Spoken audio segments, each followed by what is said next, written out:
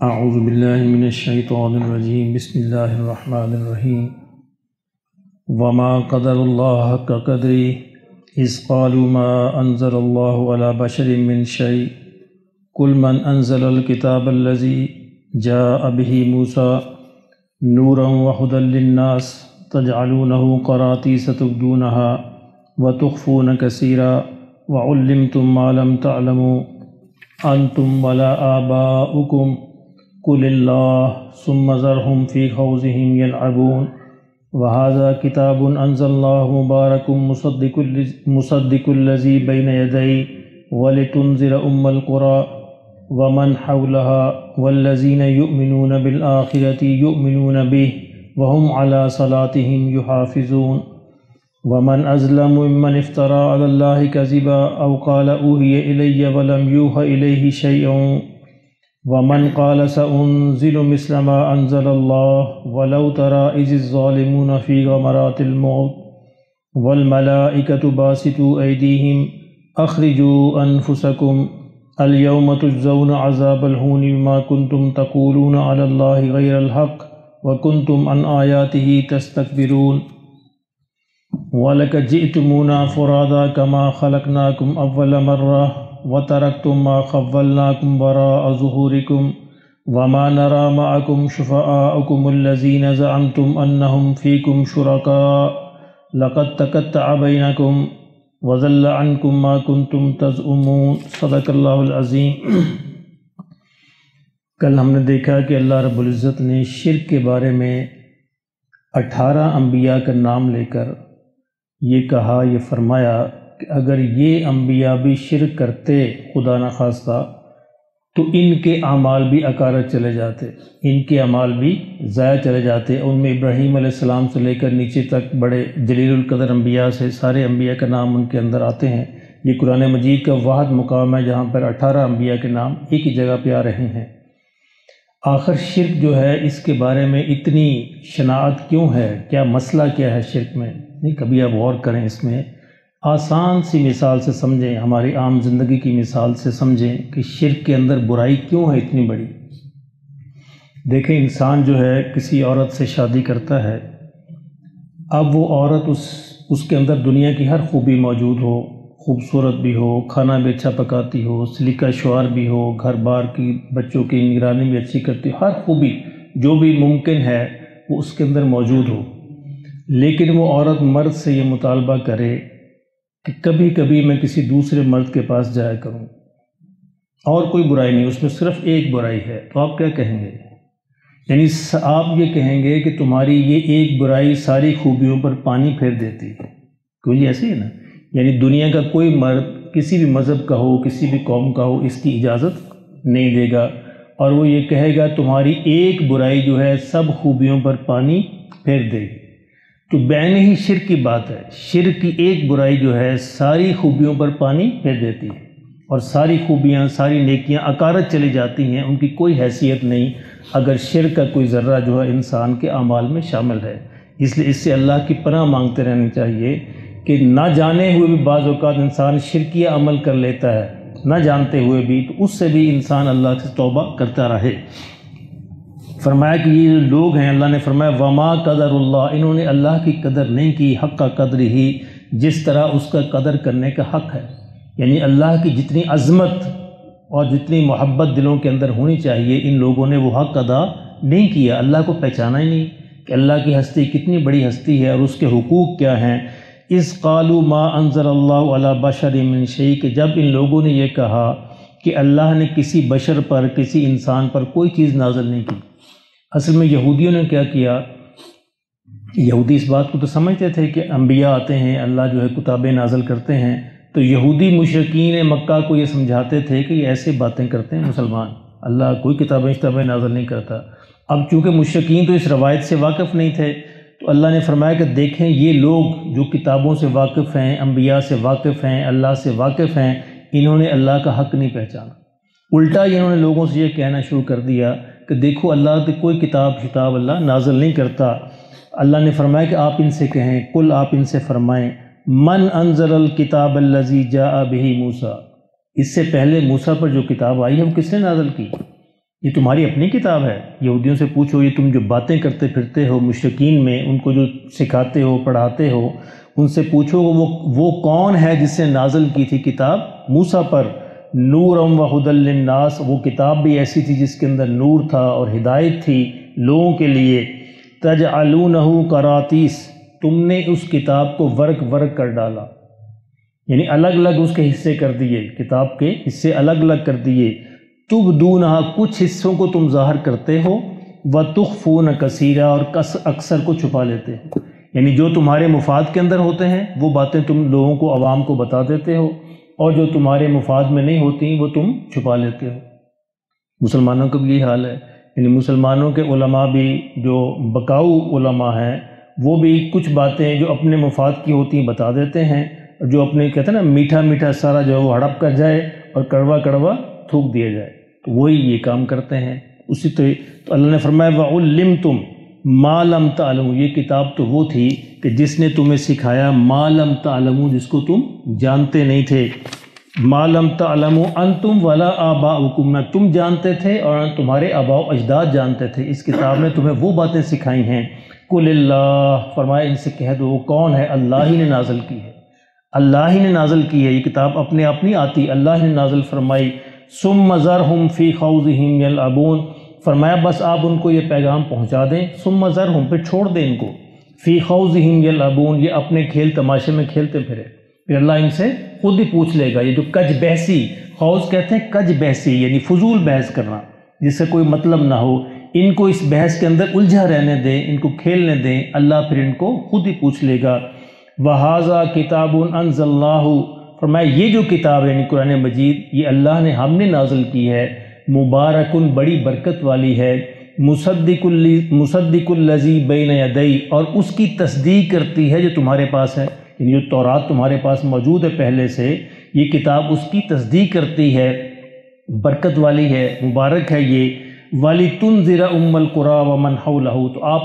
ان سے آپ نہ گھبرائیے، ان کے پیچھے نہ پڑیے، اور نہ ان کی باتوں کے اندر کوئی دل پر آپ اس کا ملال لیجئے، آپ بھی اپنا کام کرتے رہیے۔ وَلِتُنذِرَ، اور ڈراتے رہیے، أُمَّ الْقُرَىٰ، مکہ کے لوگوں کو، وَمَنْ حَوْلَهَا، اور جو اس کے ارد گرد ہیں۔ أُمَّ الْقُرَىٰ مکہ کا نام ہے،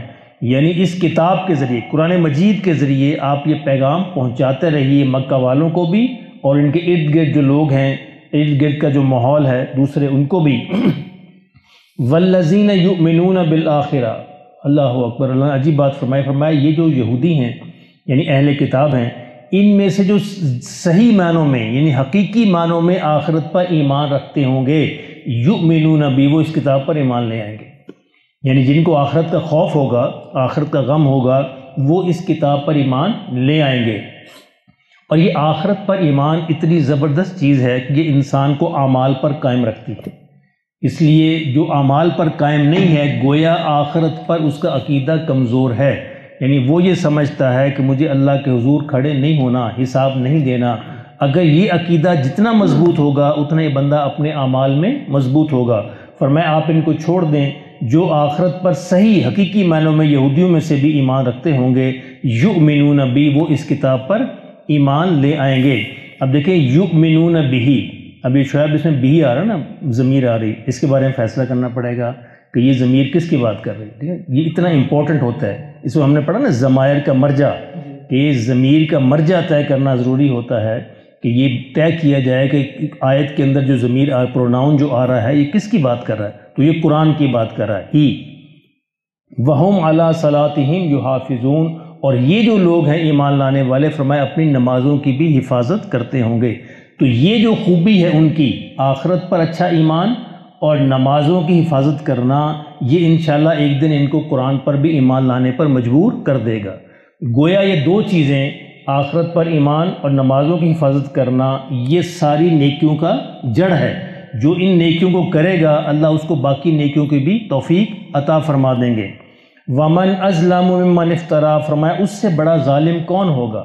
اس سے بڑا ظالم کون ہوگا، مِمَّنِ افْتَرَىٰ عَلَى اللَّهِ كَذِبًا، جو اللہ پر جھوٹ باندھے، جو اللہ پر جھوٹ کیا باندھا انہوں نے، او قال اوحی الیہ، اور یا وہ یہ کہے کہ اوحی الیہ، کہ میری طرف بھی وحی آتی ہے، یعنی یہودیوں میں سے ایسے لوگ بھی تھے جنہوں نے فضول اس طرح کے دعوے کرنے شروع کر دیے، یہ جو کہتے ہیں نا محمد نعوذ باللہ، تو وہ اس طرح کی دعوت کرتے تھے، ان کے کیا بات ہے جی، یہ تو وہی مجھ پر بھی آ جاتی ہے، قال اوحی الی، مجھ پر بھی وہی آتی ہے، ولم یوحى الیہ شیء، جبکہ ان پر اللہ نے کوئی وحی نازل نہیں کی کچھ بھی، ومن قال سانزل مثل ما انزل اللہ، فرمایا ان میں سے ایسے بھی ہیں من قال جو یہ کہتے ہیں سانزل میں نازل کر دوں گا جی جس طرح اللہ نے نازل کیا ہے، یعنی اس طرح کے دعوے بھی کرتے ہیں۔ اللہ نے فرمایا اس سے بڑا ظالم کون ہے جو اس طرح کے دعوے کرتے ہیں کہ ہم بھی وہی نازل کر سکتے ہیں جس طرح کہ محمد پر آتی ہے صلی اللہ علیہ وسلم۔ اللہ نے فرمایا کہ دیکھو اس طرح تو باتیں یہ کرتے ہیں آج، وَلَوْ تَرَىٰ إِذِ الظَّالِمُونَ فِي غَمَرَاتِ الْمَوْتِ، یہ ظالم ہیں۔ ظالم کون ہوتا ہے؟ جو چیزوں کی پلیسمنٹ غلط کر دے، جہاں پہ کسی چیز کو رکھنے کا حق ہے اس کو وہاں سے اٹھا کر کسی اور جگہ رکھتے، اس کو کہتے ہیں ظلم، یہ ہوتا ہے ظلم، یعنی اسی سے پھر ناانصافی ہوتی ہے جب آپ چیزوں کی پلیسمنٹ غلط کر دیتے ہیں، جس کا جو مقام ہے اس کو وہ نہیں دیتے، یہ ظلم ہے۔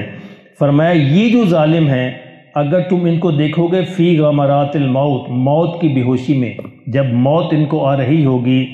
کاش، اللہ نے کہا کاش تم دیکھ سکتے، لیکن تم دیکھ نہیں سکتے، یہ اللہ نے نظام قانون بنایا نہیں، تم دیکھ نہیں سکتے، تم میرے کہنے پر یقین کر لو۔ اس وقت کیا حال ہوگا ان کا جو جھوٹے دعوے کرتے تھے؟ والملائکۃ باسطوا ایدیہم، فرمایا فرشتے ان کی طرف اپنے ہاتھ بڑھا رہے ہوں گے، فرشتے ان کی طرف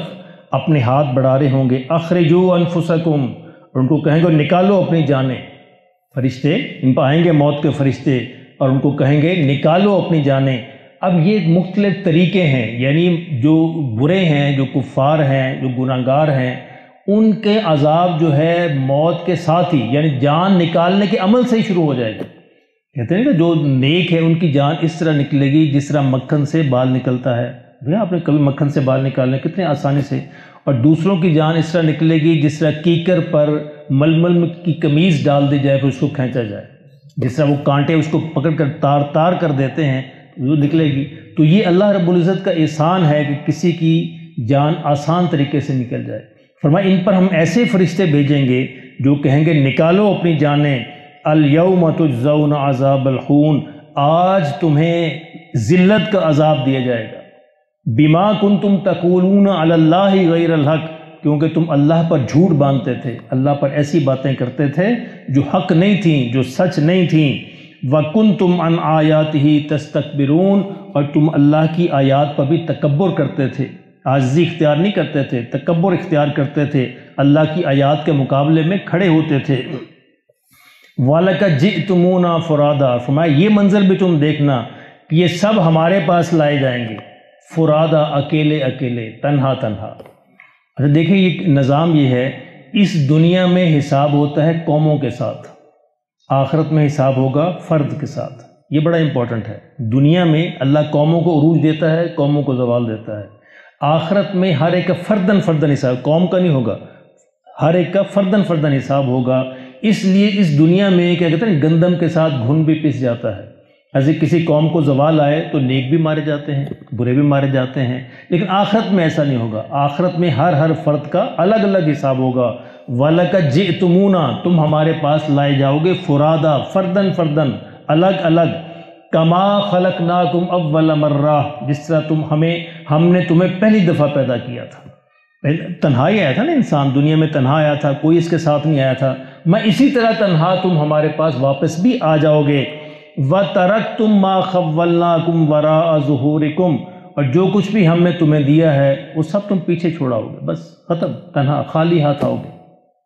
یعنی سکندر جیسا بادشاہ بھی خالی ہاتھ آئے گا، میرے جیسا غریب بھی خالی ہاتھ جائے گا، کوئی حیثیت برابر ہوگی، وہاں پہ سب کی حیثیت برابر ہوگی۔ اس لیے پتہ نہیں یہ بات سچ ہے یا نہیں، یوسف صاحب کو پتہ ہوگا کہ سکندر نے وصیت کی تھی کہ میرے ہاتھ باہر خالی رکھنا تاکہ لوگ دیکھ لیں کہ میں دنیا سے خالی ہاتھ جا رہا ہوں، یعنی آدھی سے زیادہ دنیا فتح کرنے کے بعد بھی میں خالی ہاتھ جا رہا ہوں۔ تو یہ حقیقت ہے، یعنی یہ حقیقت ہو یا نہ ہو، لیکن حقیقت یہی ہے کہ انسان خالی ہاتھ جائے گا۔ اللہ نے فرما دیا وَتَرَكْتُمْ مَا خَوَّلْنَاكُمْ وَرَاءَ ظُهُورِكُمْ، جو کچھ بھی ہم نے تمہیں دیا ہے وہ سب تم پیچھے چھوڑاؤ گے۔ وَمَا نَرَىٰ مَعَكُمْ شُفَعَاءَكُمْ، اور تم جو ہے تم نہیں دیکھو گے ہمارے پاس اپنے شفیع، اپنے سفارش والے، جن کو تم دنیا میں سمجھتے تھے کہ ہمیں سفارش کر کے بچا لیں گے، وہ بھی تمہیں اللہ کے پاس نظر نہیں آئیں گے۔ الذین زعمتم، جن کے بارے میں تم یہ زوم رکھتے تھے، خیال رکھتے تھے، انہم فیکم شرکاء، کہ وہ ہمارے شریک ہیں، وہ قیامت میں تمہیں بچا لیں گے، فرمایا وہ بھی وہاں پہ نظر نہیں آئیں گے۔ وما نرا، تم نہیں دیکھو گے ان کو، وہ بھی تمہیں نظر نہیں آئیں گے قیامت میں۔ لقد تقطع بینکم وضل عنکم، تمہارے درمیان اور تمہارے ان شریکوں کے درمیان سارے واسطے کٹ جائیں گے، کوئی تعلق نہیں رہے گا، سب واسطے ختم ہو جائیں گے، اور تم بالآخر ما کنتم تزعمون، جو تم خیال کرتے تھے، جو تم زوم کرتے تھے، جو تم ارادہ کرتے تھے، وہ سارے واسطے، وہ سارے وسیلے کٹ جائیں گے، اور تم اللہ کے حضور تن تنہا کھڑے ہو گئے۔ اللہ پاک ہمیں اس دن کی تیاری کی توفیق عطا فرمائے، جس طرح دنیا میں تنہا آئے تھے، قیامت میں بھی اللہ کے حضور ہمیں تنہا کھڑے ہونا ہے، اور اس دن ہمارے ارد گرد ہمارے اعمال ہی ہوں گے اور کچھ نہیں ہوگا۔ اعمال ہوں گے، نمازیں، روزے، ہمارے معاملات، ہماری اخلاقیات، ہماری تعلقات، ہم ساری چیزیں انہی نے ہم کو گھیر رکھا ہوگا، اور باقی سارے رشتے، بس ناطے، ماں بھی، باپ بھی، بیٹا بھی، بھائی بھی، بیوی بھی، بچے بھی، اور سب کو اپنی اپنی پڑی ہوگی، سب اپنی اپنی حساب دے رہے ہوں گے۔ ایک چیز ساتھ دے گی، وہ کون ہوگا؟ ہمارے اعمال۔ اللہ پاک ہمیں اعمال کی توفیق نصیب فرمائے۔